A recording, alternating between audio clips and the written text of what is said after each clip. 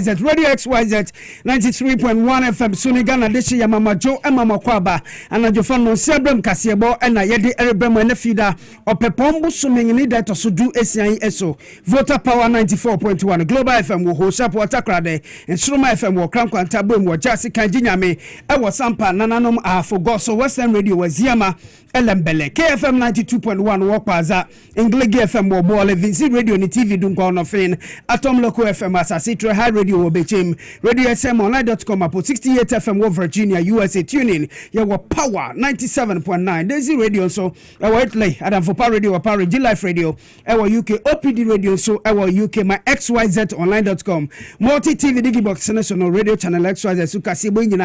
and Namo, Facebook, Aya Power 979, TV XYZ Ghana, Radio XYZ 93.1, Nyansapo FM, Ewa Shama, Gateway Radio, Ewa Nkwantasa 101.5 for Uti AOT Radio Wadam by Anapua 105.1, Ewa Ahafo Kenya say, Sunset Radio, Ewa BBN Trinity, Ewa Bogo so ne fekete crashing bottom one so bi moko ho a ye woni wase radio so omo nyina wanga fa Kasiebo live mpacho na ye fida ye be kenkan wa dwe chire ntifa breyen ewo Facebook ne ye kenkan fa ma Kasiebo ne ebedi mu akotin bi any say Her Excellency Professor Nana Jenopoko Agimanga oyo mampanyin abedi e chire na mprempren ono no hwe chire se omaga na yama panin chire se aban enim how ewo akwantu djuma no muti aban betu wana mo na wasofo ye ono na hwe nkronkuma na fenso osoma hodo eso dia tudwe chese yanka yakoma nto ye yem ayalolo basis no aban na ebo ne homodre se ye benya dodo no a ewo memo osofo bedi e chire ono no hwe omaga na ye sika samso edi nsama to gwa chire se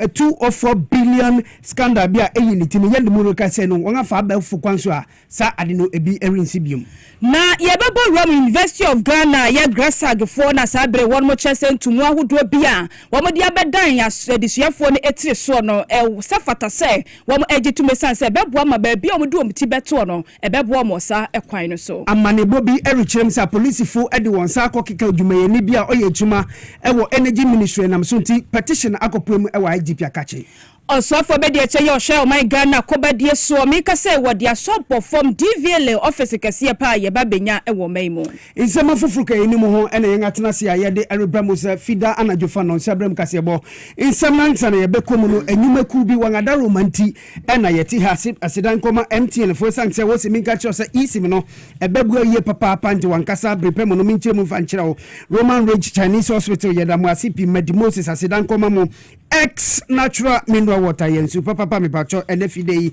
yebeko yi ochina yebeko outdoor yebeko wedding di kope bi unu wabusafo ne fe power specialist herbal hospitals work ho bi yebeko akono malaria drudia na ye ruta natural product wo abeso yen asen ne fe ochina me de ye de mansu beko school e let's talk educational consult Spanish garlic mixture yes ye de masipi se mo abeso yen ase enefide anadwo fe ne fe tabotech garage sinso yebeko akotoka e wo honom 3P garlic mixture yes asida soronko enkoma manyumaku wangada romanti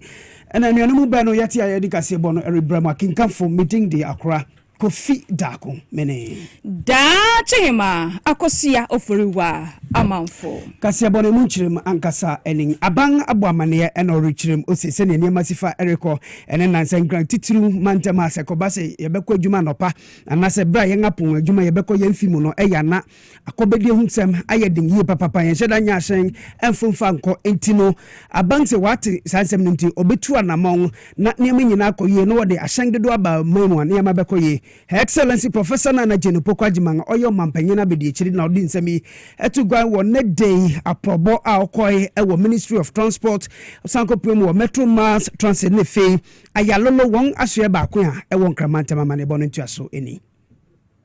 abedi echiri obinfo Nana Jenopoko Agimanga ne day akwa aprobo ewo asue ya wo mo hwe eye akwantu nsem so sane ebeye adesana Ghana fo a wo mo ye adwuma woponga djuma wonya ahyan enkofie no abang betumi tu hwana mon ede ama won wobre akopuem ewo Ministry of Transport Her Excellency Professor Nana Jenopoko Agimanga echirem se niama eye challenge ewo transport sector ni nyina no abang betu hwana mon ede ama Ghana fo especially if you consider the kinds of frustrations that the situation is causing. We can also become victims of our own success. You know, when we saw the crowds in town, we all thought, oh, it's just Christmas. which was more or less expected, but it doesn't look like the crowd has left. And therefore, there are persistent issues and we need to resolve them.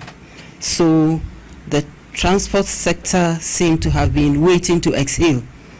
and you are now exhaling, which is good. But in the process of exhaling, we need to team up and resolve the issues.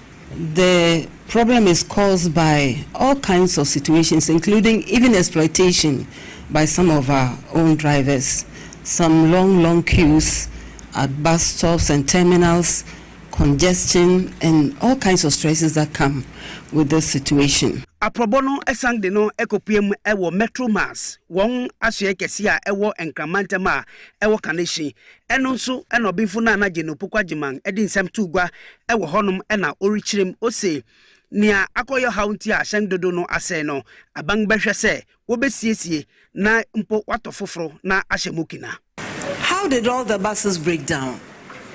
How come we are working with about 60% of what we used to have? How come we used to have a 1,000 or so and we are happy with the 400? Something went wrong. Whatever it was, we need to fix it and never return to that situation again. I believe we have engineers. Let's support them to do their work well. This should be the place that no bus should break down here. So we need to find out, what do the engineers lack? What is the problem? How can we support them to do better? So that they are not just fixing the buses or the vehicles of Metro Mass, but even the vehicles in other places, because they have the expertise. Osiafo no no hwe akwantu nsem so Joseph Bukari nikpe nso di nsem bi atugwa ewo bra yekopiemu ewo eye Metro Mass. We in the Ministry of Transport since December have noticed with increased number of persons on our roads and doing business in our intra-city perimeters. We took in some measures some few days during the December and Christmas and New Year festivities that brought it to some control. But we believe that a lot of people are out doing work and going about their daily activities, and this has brought pressure on the few vehicles we have in our country. Enomo eno binfu na anaje no pokwajiman edi nsem tugwa ewo honum eno orichim osi abangi beye ni obetumi biara se na beye ahyan adwuma no ebesan agina ne nanso. I know the management is playing their role, and so are all of you, and especially the people who depend on our work, the commuters. Government is willing to play its role to retool Metro Mass, to supply even more buses. Accra Kofi Dakon, XYZ Kasiebo, Accra. Adeshima yegusu jinamu ewo sansem kroya emu ne brey abreya obenfuje na na opokwa jiman wone transport ministry ne mpanifo ekohia ye eto kesehwe kwampaye ebefa so na o man Ghana yakwane akwantempo akobadie mu nsem yenya hyan ahodo ewo man mu se ne beya yawmafo enso benya bi adi akwane aba no panidodo no anu kasa ye ewo na dwumadie no ekoso na senkita wodie no a ekoye no emu na wosoafo ya wono enehwe wo man Ghana osom ahodo so eni nkronkuma empunto emonyafo Ahmed Ibrahim wonu so gina ne mudie so ede nsam tudwa kire se enkane no yeka ayelolo buses wo Ghana hasaya na edoso pa na so obi nim ye ba ya nei yesi ye hwe ye man mu ndititru nkramantami mu a buses ne yehunu ba bi a dodo no akwakodie wo kire mu se abotoye mu emra esanse aban no egu nhye so a enche bia no sika esombo 1 million euros ya we no kire mu a ye kwakwa Jeffrey ye Spanish embassy na ye diaboa ayelolo buses no yetimi dia krado do no abo memu se ne beya ebeboa na akobadie mu sem no etimi agya ne naiso. 2009 when we came to office, President Atamels, the late President Atamels of blessed memory, also did it by donation of U-turn buses, and that is why the famous U-turn bus came popular in this country. In 2014 to 2015, His Excellency the President of the Republic, President Mahama, also continued with the establishment of Ayalolo bases and also augmented the Kufuor bases. And that has been the trend. But for the past 10 years, there has not been retooling in all of these unions. And that's why the problem is happening. When I assumed office as minister responsible for local government, I called Ayalolo boss. We gave you 200 buses in 2016. 2014. Tell me, how many buses have you added? He said 0. And I said, tell me why I should allow you to be there. If 200 buses, they are all depreciating, they are all running down. You are not increasing the fleet. Then, based on that, step aside. A new boss came in. And, Your Excellency, what I will need from you, when the new boss came in and realized the problem, he went to Spanish embassy. They wanted to give us a grant. All that they needed was for the Minister for Finance to give a letter of no objection. We followed, and I think with your presence, it will be given. If that one comes, the current ND of Ayalolo bases will get a grant of 1 million euros to be able to augment the fleet of Ayalolo. And we will need your intervention for the Minister of Finance to give that letter of no objection. The Spanish ambassador has been following me for that. We need that one. Adeshima ma wopani ete ne nkan wo no ene osofo ya odo ehwe nkronkuma empunto na FBO so osoma hodo e wo mai emu no wano osofo ya wo hwe so no nyafo Ahmed Ibrahim ena yete ne nkan yang foto sanfo abedi ekire eye owa Thomas Apimyako ena ode nsema togwa erechim se abangetu anamon bi se ne beye se sika dodo a yegige na enam kontuna se na yentumi nya ne dodo mu no obetimi esi hu kwan no se yebefa abefo kwan so AI so na enya sa sika no nsemi atugwa esanse wo simprempren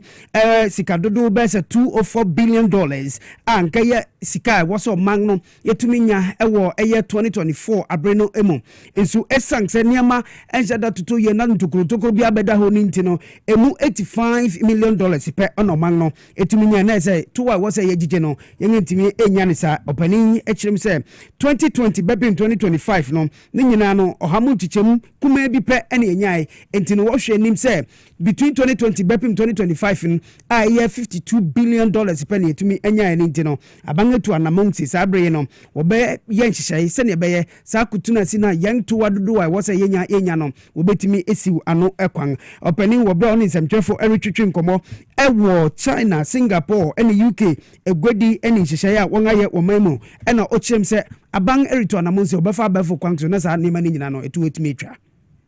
This technology is to detect undervaluation, flag high-risk goods, strengthen customs capacity to combat smuggling, improve safety, and protect our borders. The system supports customs decision-making by identifying patterns, highlighting anomalies, and organizing operational intelligence in real time from thousands of reliable global and local data sources. So within a matter of 1 to 5 minutes, the customs officials will get every information that they need on any shipment to inform them in their decision making. The system architecture provides for automated document vetting, entity correlation and risk profiling, end-to-end digital vetting from declaration to clearance, and global intelligence integration. It also provides access to international trade data from countries such as China, Singapore, the United Kingdom, Germany, and many others to support valuation and risk assessment. That this is coming at no extra cost to importers. So our importers, freight forwarders, are not required to make any additional payment for this particular innovation. All those of you doing clean business have no cause to worry at all. Those Enwechi and Commissioner General de Ghana Revenue Authority, Dr. Anthony Akwesi Sapong, edin sema atugwa chimze sa befo kwantu ya opese wonam so na eye eto ahoro anase wo begije to dodo ede abua oman no ogede se ebebu eye pa. Yenje dwedini biara sika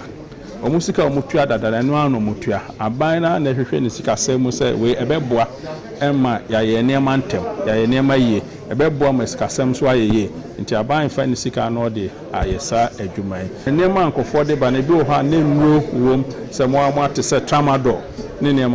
ebe no ne bi wo so anye ebi okra na aduane no mo de ba omo ba no so anye saa ba afui owo nyansa bi a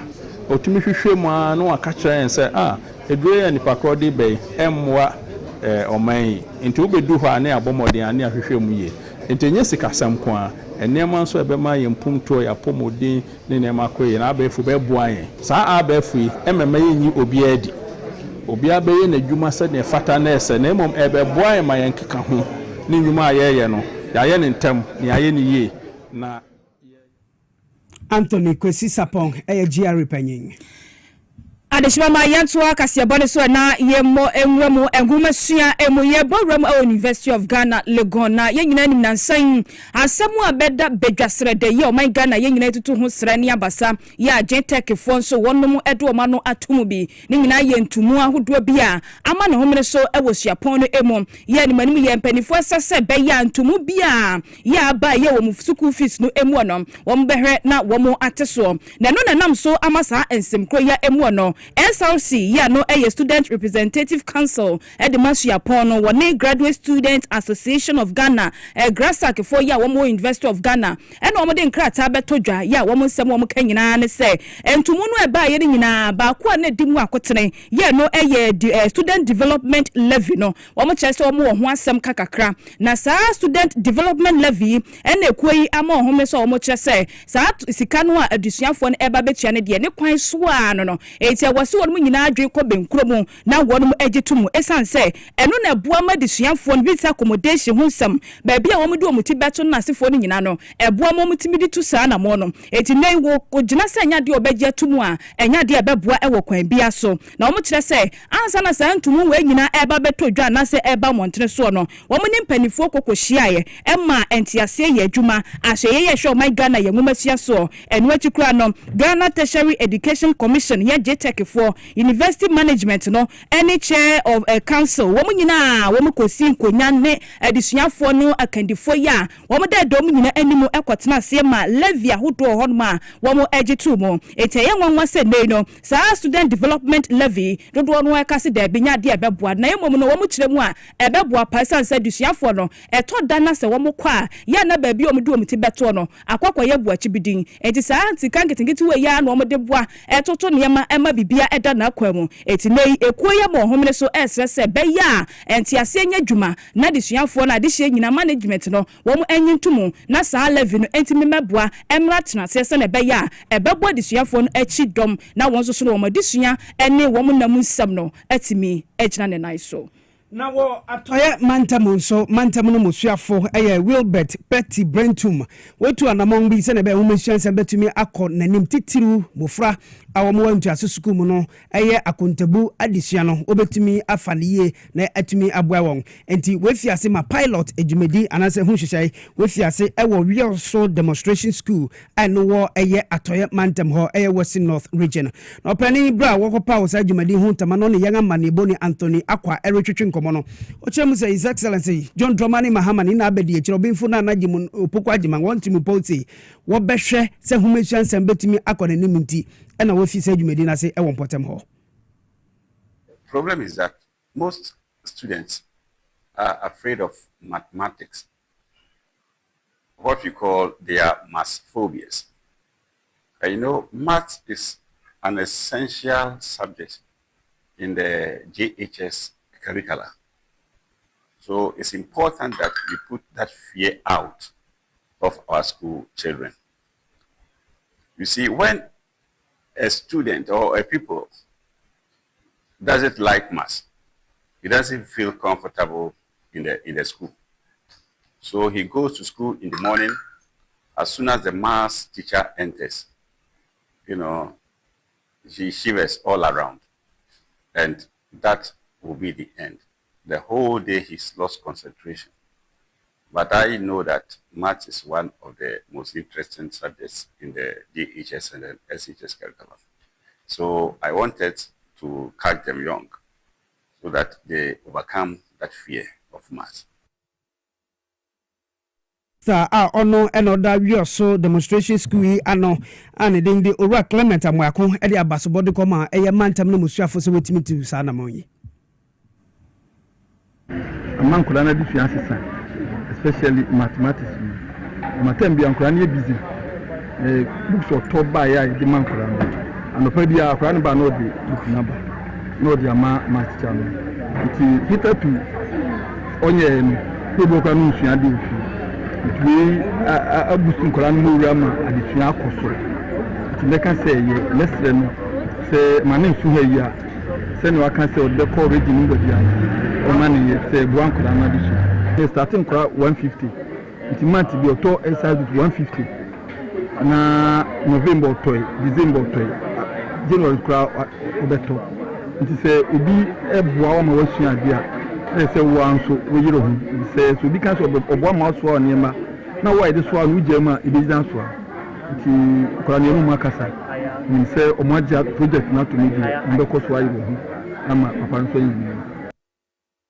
yet also na yakuyanim ewan sama hodo enwanyume no sia brem Kasiebo na guso a wo hwe bie na wotie bie na wo soafo be de eche ye ohwe man Ghana akoba de mu nsem so no kro ya adwomra baton pesia so wono enim rahye bedwani obutumu ema de hye ya wonom ewo ho wono bonyafo dockers afotofe nei wo de asokobọ fom ye mami be na kakranie eni okọ social media no so a wo manfo ahoro ne party sa habayere no wo mo chese mami abre ya ye pa no office ye pa no se wo meye soafo be de eche hwe man Ghana kobadie mu nsem so no asa wo mu hu se wo ye adwuma bia no ani mfoni e na kire se wo yiye e wo social media ne so so nei no wato na mo bia ebeboa pa ma ye ka mu akobadie mu nsem no a ebetimi agya na so wo de aso bofom DVL office so nkokura wo ba besi e wo ye ne mpesua so ye dwomra baton mpesua ne so ya wo chemu a wen e ba bebo sansem ahyenkafo ya wo mo ewo ne mpesua so no toda e ya na wo mo ekọ miamia hudo bebre ye kwan wa ba bi ti se takrade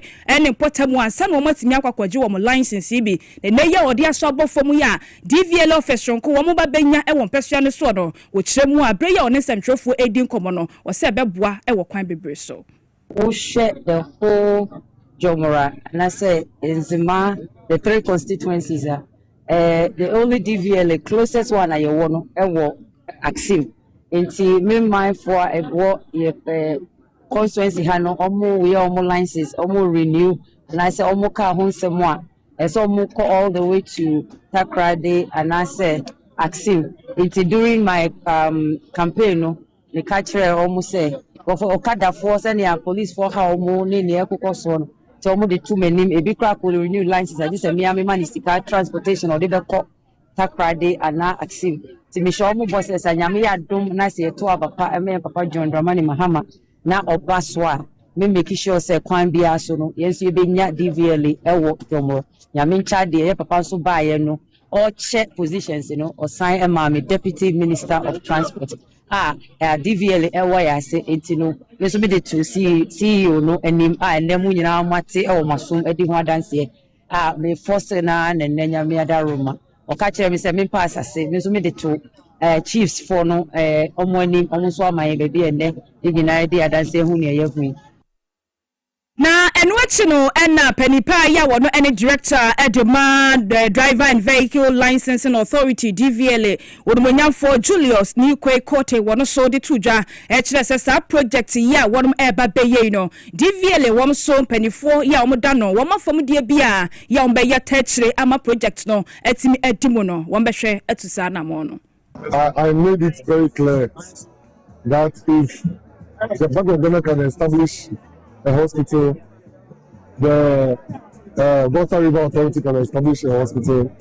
what prevents DVL from also doing same for drivers? Because for all you know, the places we get for drivers, we always give 85% of it to road fund for road construction. We can also enter into private PPP program to construct a hospital, befitting one with specialization with driving aspects. That is bone issues and those things for drivers. So that is what we are aiming at doing by the end of the year. That we will have the drivers hospital, which will be managed and be championed by the DVL. I made mention of we having some boreholes for some constituencies that actually need water. As you can see, there's water shortage all over. As the government is putting measures to cure that situation, we as an authority will also help some constituencies to also solve the situation. Wey rani kwe kote ena de mama yatene nke wono ene director penipa ya woda DVL ano ewo memo ena wode nsem atudwe. Yes, streaming live for Facebook or Power 979 TV XYZ Ghana Radio XYZ na 3.1 ya tuaka Kasiebo no so na osrefo no hwe nyina mo hane ni hu sem so John Abdullah Jinapo ne Dr. Bekan Edine ho. Yani mi rika se no the petition akoma police domsa hene se ene manimi ya no wonye hwehwem esank se wo se a police fu bi akobro dwumayeni bia oye dwuma Ministry of Energy and Green Transition na opanyin a ono no kasa edima ministry ura Roxen Richmond and odin sembi etu ensemtwerefo enim ono se senia won ete ensem na kan no wo se national security fumom and okobro sa odwumayeni no nso hwehwem abeda de ekyerem se da bi onye won a okobro odwumayeni no onye national security ni mmom no omu eye a police for eyi na nam so nti Dr. John Jinapo aka kire Ghana Police Service ni menim ya no wonye hwehwem na kontabu ne fe atentene ni etumi nye dwuma ewo yeman emu yetua Kasiebo no so no NDC kan otitene ni a oginam di ma won ewo temato ya baton pesua so Isaac Pobi no de ofra kwa ma amanyoku na chitafo se wonya abotremfa ma His Excellency John Dramani Mahama esanse ori adwuma se ne be Ghana mebu nyina benya adwuma ya ma ne bo ne ntua so eni the futu akwama NDC amanyoku no echitaifu se wonya abotre infama His Excellency John Dramani Mahama na bang esankse oguso oritutu niama se obibiara benya ejuma aye titiru mebu no opanyin akan ono ena oye temato ya baton pesua so titenani edima eye NDC amanyoku no owura Isaac Pobi anipa dodo furniture mapobi ena odi sansemi etugwa edima NDC amanyoku na chitaifu wobre a Sakumono ward bon eye ododidi ena oni samtwe Richard Komono this answer me etugwa. Russia has some roots were here. Them ward Sakumono ward. Wapede Wajiwenua with their branch executives, ward executives,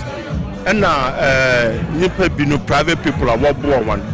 This ward had been a unique ward. They've been very, very helpful to Tama West. Every year they come on top as one of the best ward, Tama West. They are disciplined, they are hardworking, and they are devoted, and always they are united, although at times in skirmishes, but they are very good. The leader, Ajako, who is the ward coordinator, with other executives, have been able to steer the affairs of this ward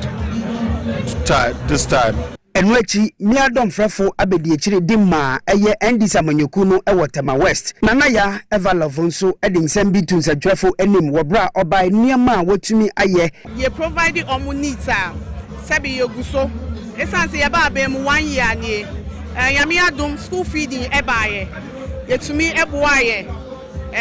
ye lobby ye MPD a onyaye ye de mamba no ye new groups e de mamba no de eba constituency ni muso no yami adumi make sure say emba no edi mu akotene a omunya ya omugusu a omudi ejuma nti we hina ka de ye de boa emma no se ne be ya mba sitinem eni Tama West ha no asitinem ni mpuntuo ebetumi akoso ne kwokramu ena amanyokunu echitaifo eni yen ekasae ewo afiba ko a owura John Dramani Mahama enya se omampanyin the unique opportunity yanya sisi anu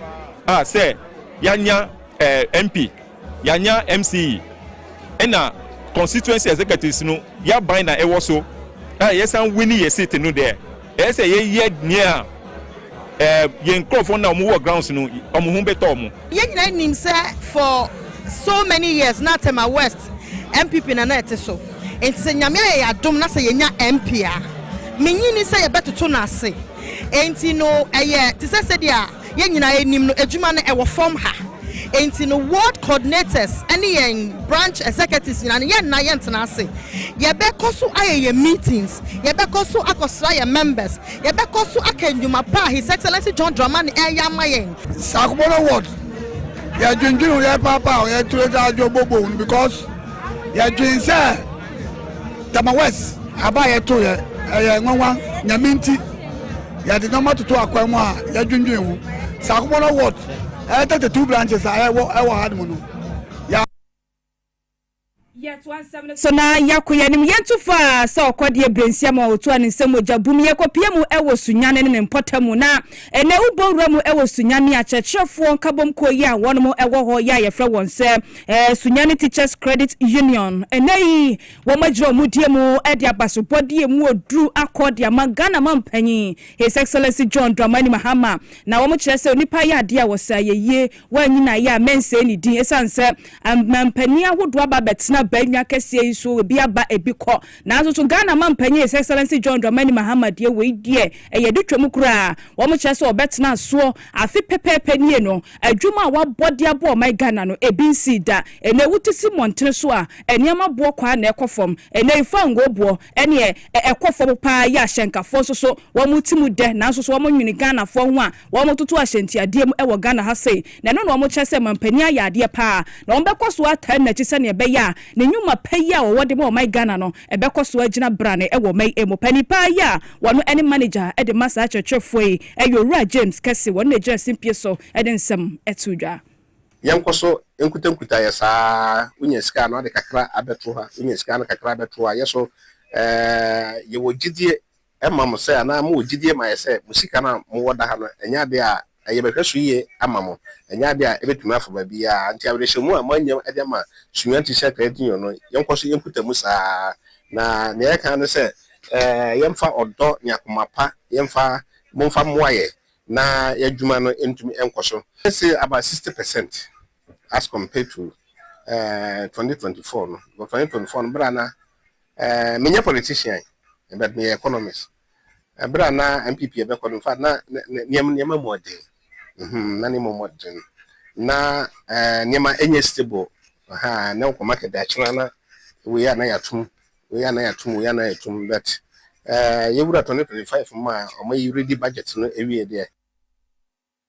and watching what was so ebo woni a woni wom edika subom efa credit union no said dan da wo boa ma odwumadie timi konkan wom nkoso ankura omu yie se na be ya adwumadie no ebetimi agina brane no at times we don't entertain withdrawals papa and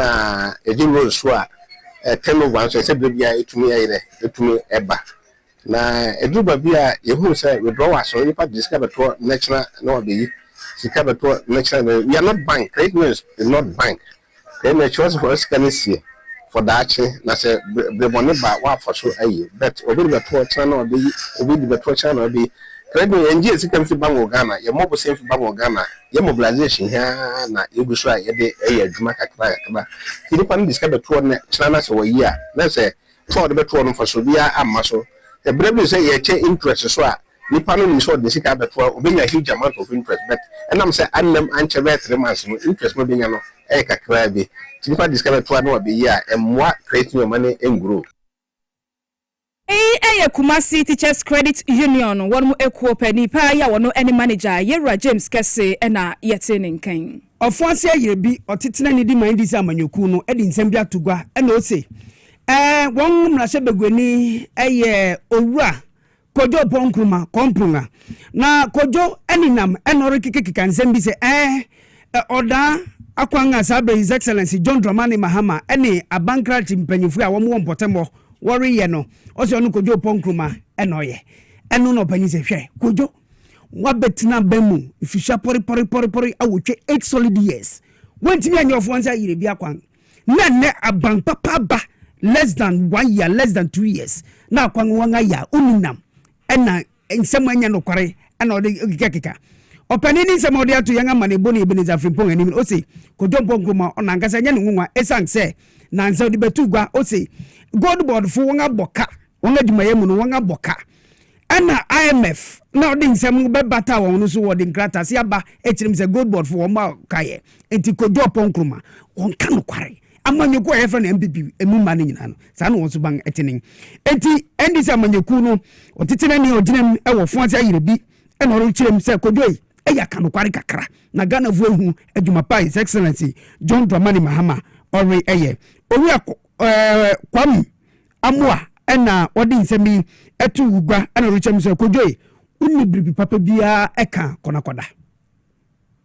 Nancy I good board host and somebody the MP to me could do a gratis interview say good board aboka I honorable Sami Jenfi good board director or down no or didn't change na by am I to yourself for your MP to be uncle it's not said the work in now near Busimuka we hear one fan so far Nancy a choir a free air of Fancy echo or down and I said or down to a Fancy road Sakwa no other watch 2016 and you starting here kwan honorable to book time and you kwan no you to about you na NBC if you are Benuma MPP by where you need say amamodi eke to aso but MPP for buy no na do dan kwa for do say oba be ye nhwehwemu e contractor for contractor e mo mo nso ye nhwehwemu enfie ni 2 years e kwan da all my kwan potete e pansam ye ema e kwan say 2019 e no mo sadi kwan no e ma e contractor foforo se contractor foforo no e start kwan no na Nyankopon charge 2024 e koto aba Ghana for science ama John Dramani Mahama obae no so ni so ade hu ni se oro de on twa obia contract no o se contractor bia nya na djuma na DC o de ma en so e honorable Linda Henkura isan se oni pedifo a ultimately pedifo ka senti oni road minister ka se John Dramani Mahama o se contractor bia nya na djuma dia ene omo ofo sa rebi odu se yo ama contractor no ene oba okwan so ama oyo adwuma e de boy ofo sa rebi mai na when an any 3 days you go on social media say your MP akogina kwan so your video say ono no oye kwan no na nsem ni nipa ni hebi say your MP your MP o mra bonten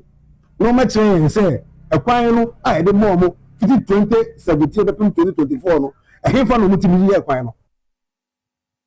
ni o si ayi ko pon kromon kanokre titi so ho IMF ni expose you constituency youth na one expose we ayo ru Kwame Amwa oye ofonsa yerebi mebun banu deni adi mind dis amanyuko na echi mebun no bi say kojoi eya kanu kware kakra kopon engoti mebun no no ya MP na ya kwan no ya kwaje opon kuma no ya kwan ya maami Linda Henkura na ya kwan na mayen ntima wonto futuro enu ayebi ene ofansefo enu MPP de sini ni no ntro na ko nti sa ba sese no ase o ni ho bodo tamamu ba o nya ntro ni bia de egwa ni bia ni ama sese ntro no we de otwa asem okoka fa go board hu never so bia ni so o hwe opon kuma bebi MP a man so ni ade akokwa so ni kuma akokwa so fo ni nya no e fa gold ni mining sensem ho akofo chana fa bebi wonu ama e kan ho asem kan omo a no mo no yeso mo kan ho asem mebu ni nyina no o chichi omo nyina gu no ama le senye endi sada me baaye tititia moyade infesi eye mebu a omo ofonsa yerebi o kasema na wo de evidence abata hu ye ka asem trant hosa kodo bonkuma talk sa keke back kasa sa kodo oh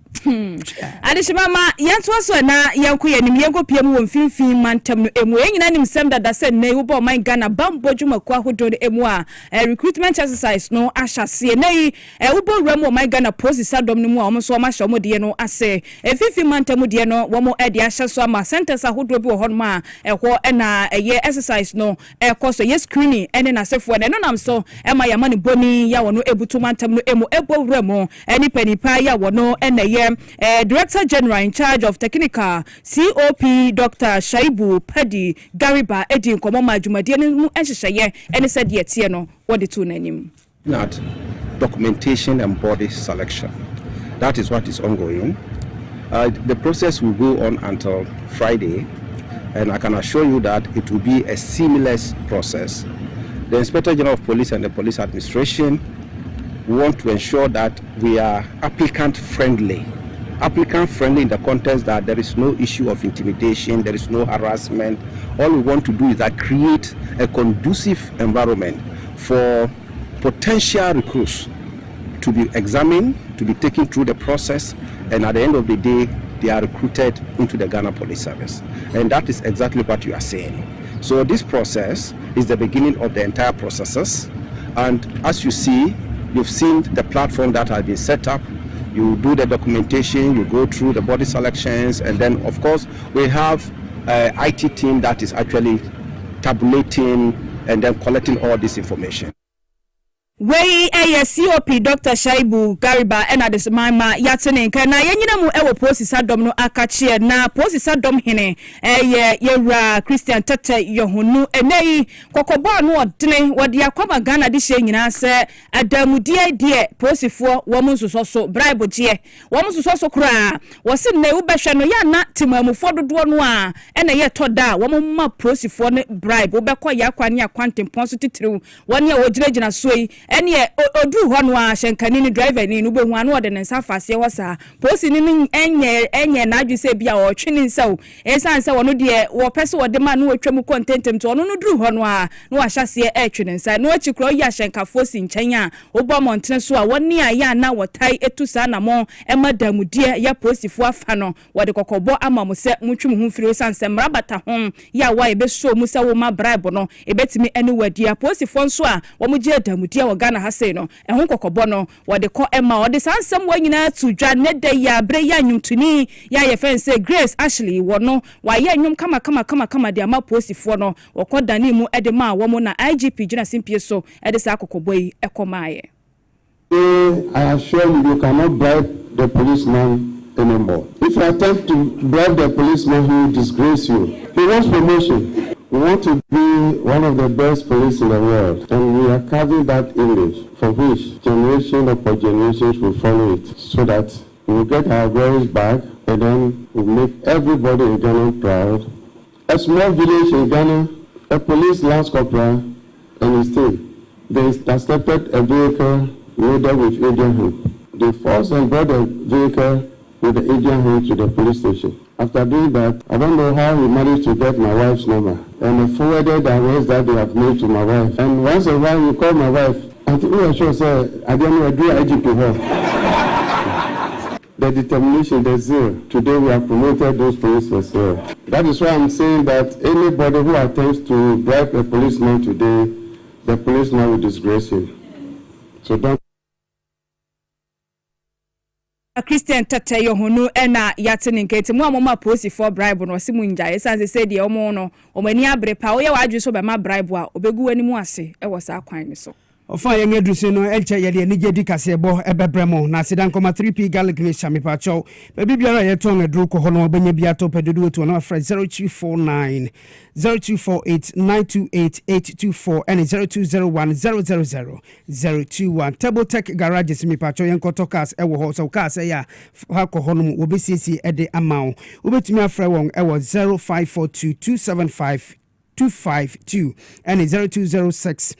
481-793 and 0542-961-111. Wong echira kwangwo awoshi waterworks onum Banyard traffic light junction why ho na wo botum patcho Spanish for nso se mega cho so won adupa na wo krompa upedudu toa no afra 0266-114-111. Let's talk educational consult or testing wa estate onum wa benlejo kuku municipal assembly no mi patcho frɛ won e wo 0249-069-821. Ruta natural product e wo ho Ruta mixture any nita tonic no malaria ni typhoid de dru Ruta life no be hu ni pedua no nyina e de amaw baby biara ye ton adru benya bi ato e wo ho fra 0244503443 na power specialist eba hospital hepatitis A B C and fatty liver prostate enlargement ni nyina no won e wano adru jirikagiri e marima adru mi pacho enka ha wo kwa benya kuma se fe yase ne fitakrade anaje estate fra 0244544442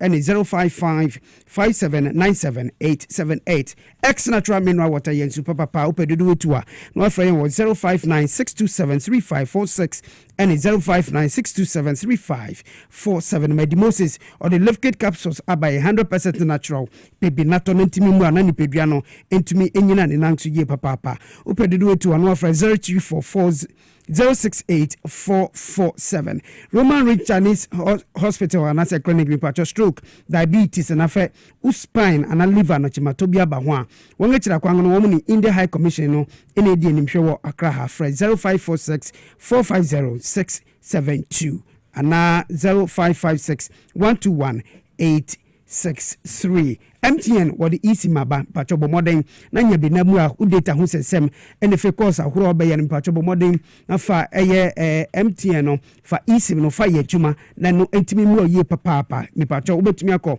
ana obetumi download ma MTN app no na etumi abua ewosa okwangene so ya fa yenga dusu no ya adubia Belinda nim piese na afida enti je di Kasiebo no odi bema yetew ansa na yenga ko numusu na yenga ba ya akwaba. Lovely, near Friday. You very lovely. But then the womb. Near woman no say akosiati hold down na metraso dia na you say Grace Ashi or ye Ghana hanyum tinua auto gospel na ene okopue mu e police headquarters na hona ode inyoma wato e dia ma police sadom no koto won ani medical ma IGP Christian Tete Yohonu na nenti a ode sa nyomi koma won no yenkoti emra. Behind say menim say police adwuma anya nne enyini nyina ye ne omu ne nyini ye na adwuma omo ye no menyini abaduru samre hu say still adwuma no omo ye na afa kura no ekona ni mo tete no police na ye ni mo no enne wo hwa utimu sansesan ya den abampa police discipline omo ho unlike first na bi omo gina kwan ho is a whole lot. But this time around, police now are respectful to themselves. May call it the general public to give police respect. Grace Ashley in Ayakotene Kanuna Ebusia in Numa, young mammy, Edukoma police phone, Yankotimra.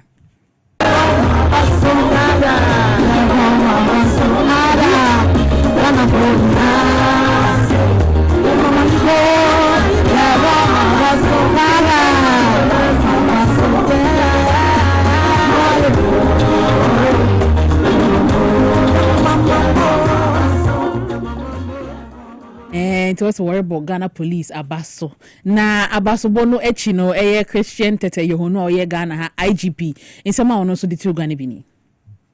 There's a song which is very expensive. Madam has enumerated a lot about the police achievements. Normally people who sit afar, they see what we do, and this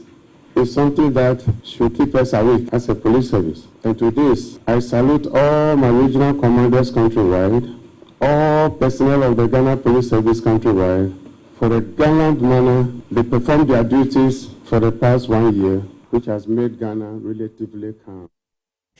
Entina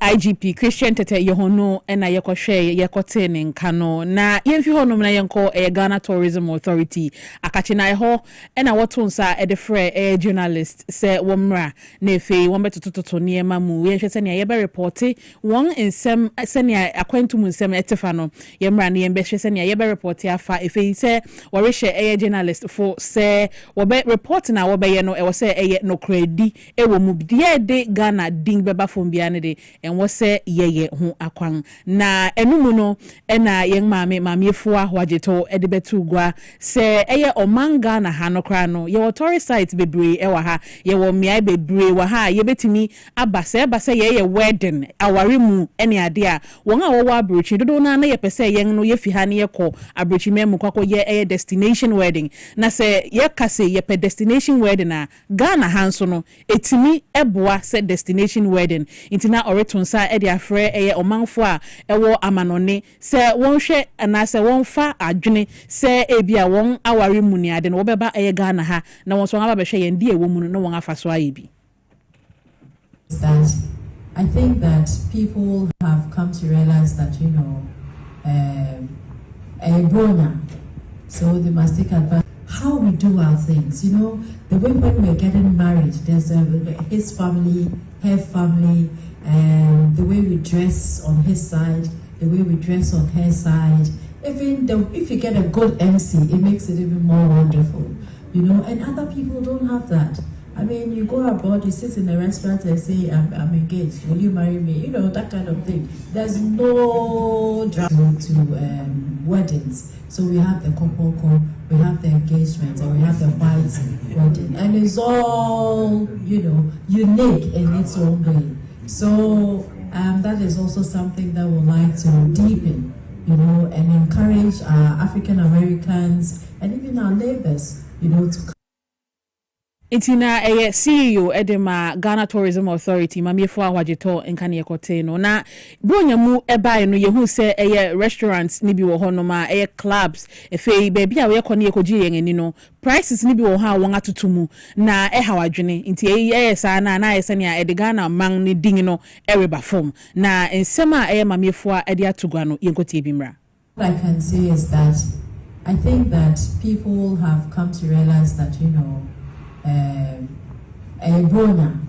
so they must take advantage of situations, but like everybody is saying, it's becoming a little too much. We are going to make sure that there are proper regulations next time. We are going to have officers, and some of them will be you. We'll ask you to help us go around places to make sure that they are not cheating people or taking advantage of people. So these are things that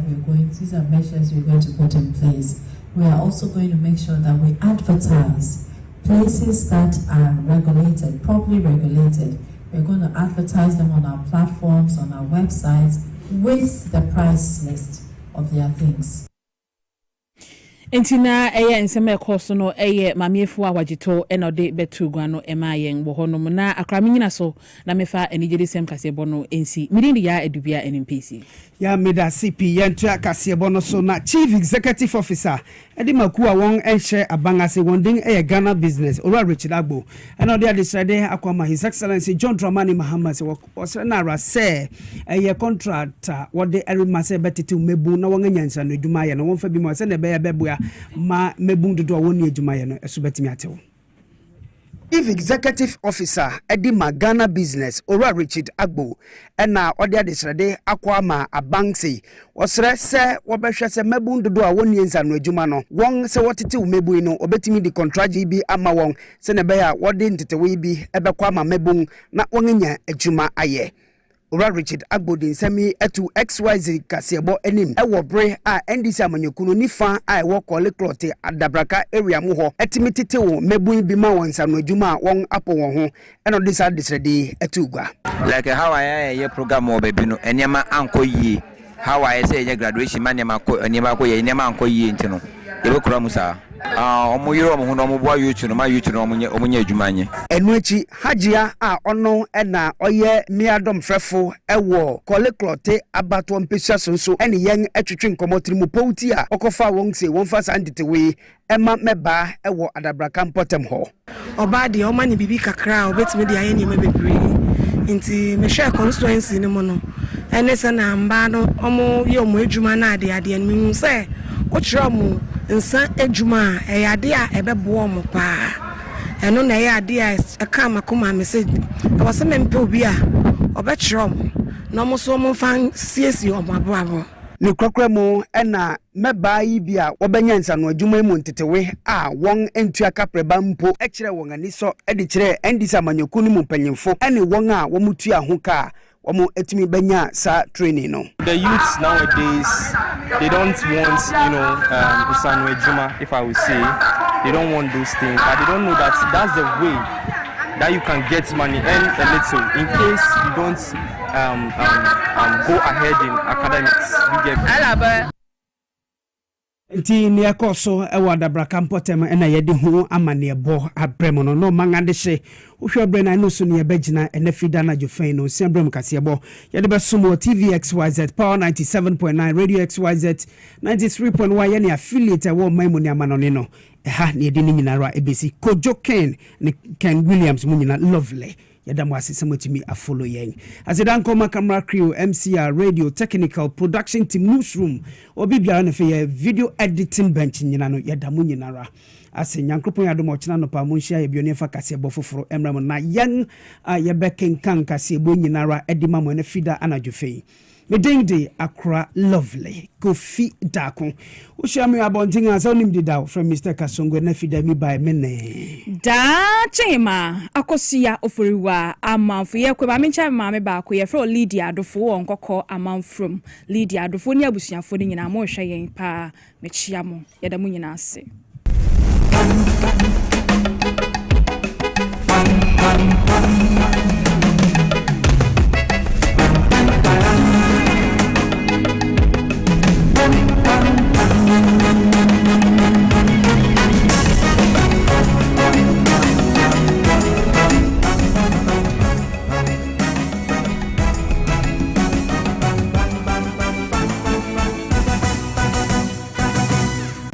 na ede na aya obayi a oda forma so ne yafunu emunumuni. Oh Mr. Entry also yare ya tete be benfie pi nanso ne yam nyono da se me chew no ahodo amato a me hunu hwe a ebe ya nwanwa. Nenyi ni se what ulcer tamfo Haxa capsules any Haxa mixture yanum bom kotia ulcer no bia ma no anum anka no ho to no dadaada ulcer dro de eno any Haxa capsules any Haxa mixture akom ni nchiremu ulcer yekura eto yefunu ene ensunu mu etuma wo yefunu ekeka wo a wogye wo ho a enyi ulcer etumi ema wo ye cheko ebra wadidi awie so how eye ulcer de a compare Haxa capsules any Haxa mixture nanum bom na ho abeto pedudu etu a ko okanshi drug lane Kumasi Dani Herbal Takrade AA Mensa Anafre 02038228855 Apefo abatan ya wama won mofra nefo ene mofra woni mfiedu mienu enka ho Haxa capsules ene ne mixture ulcer tamfo edie age adwadie nkrato yi atom.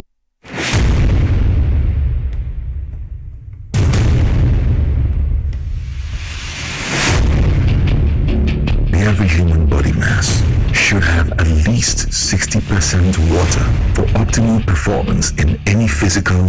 or mental exercise. We can help you maintain it naturally.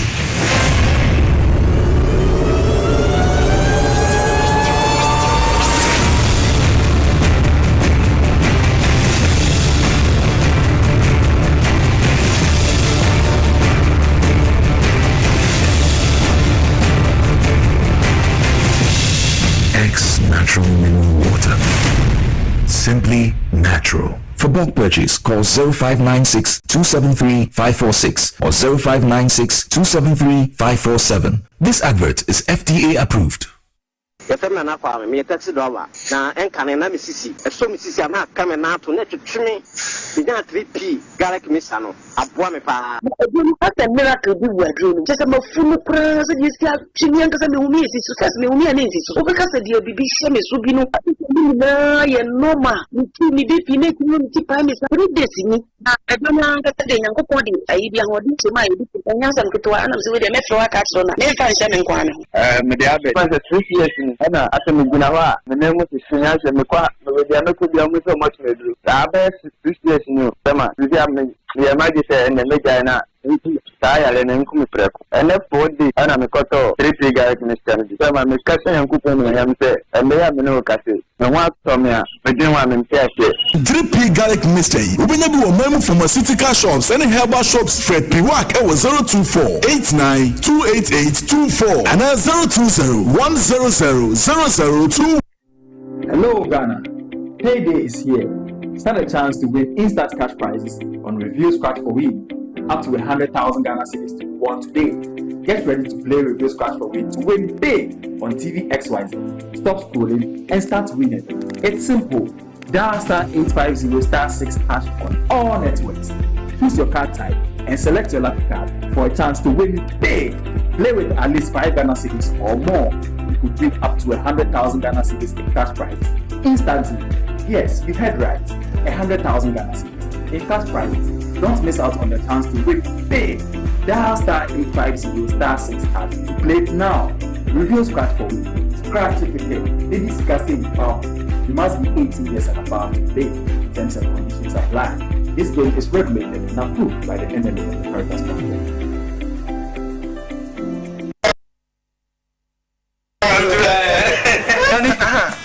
Mese menana no aguru basa abi brabro tibedo imle no na ma premaye hojo. As for me, I take very good care of my grandkids. Ye di agro na yesa edu maybe kra na me ba no timide omo be gumi so weekend no. Hey, memle I don't think I'm a catcher or say, yeah, no medi garlic capsules. Posun na ebesi so kama. As I stand here, my doctor said my whole system has improved very well. Medi garlic capsules. Yes, medi garlic capsules. Oh, sa na te pa dia. Medimosis garlic capsules. Boa mamoja di nipadua ni mu efurusani yi na esiesie oba ne barima mahona woden. Ubenya edoi bi ato omanyi mu pharmacy store frɛ 050-349-4885. Edoi enye mamofra enye ndi mfie dunyenu. Apemfo ene emma emanofo. Medimosis. Who ni how FDA ajije di nkra tuwe atu.